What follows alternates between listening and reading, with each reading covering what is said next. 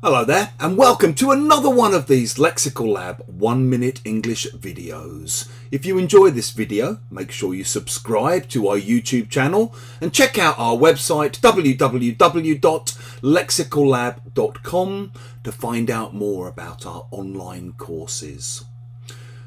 When I first started being self-employed back in 2014, after getting made redundant from the university I'd been working at here in London, I had a long chat with an old friend of mine who'd already been running his own business for several years.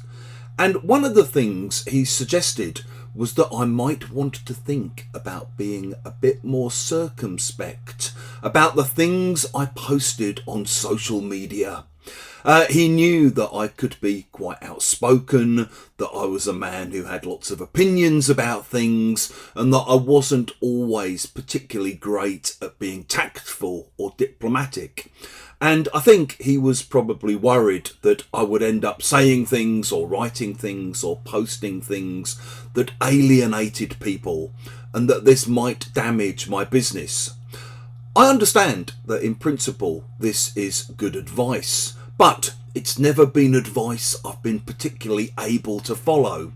I was reflecting on this when I checked my figures for the last year and realised how many people I've lost as followers since I started talking about Russia's war in Ukraine. And I guess the problem is that, for better or for worse, I've always been the kind of person who basically wears their heart on their sleeve and tries to say it how I feel it. If you say that someone wears their heart on their sleeve, you basically mean that they make their feelings obvious to other people rather than trying to hide it. Apparently, it comes from medieval times when knights used to engage in jousting, where they would put on suits of armour and they'd sit on their horses and they would have these long kind of sticks that they would try to knock each other off their horses with. And they used to have sleeves of armour protecting their arms. And sometimes they would wrap around their sleeves of armour a token from a female admirer, like a ribbon or something.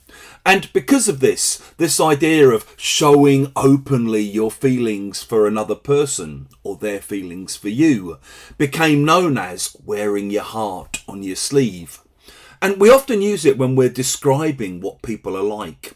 So you might say, for example, what I like about her is what you see is what you get. I mean, she wears her heart on her sleeve. I'll give her that. It's always easy to gauge his mood and to read his feelings, because he always wears his heart on his sleeve.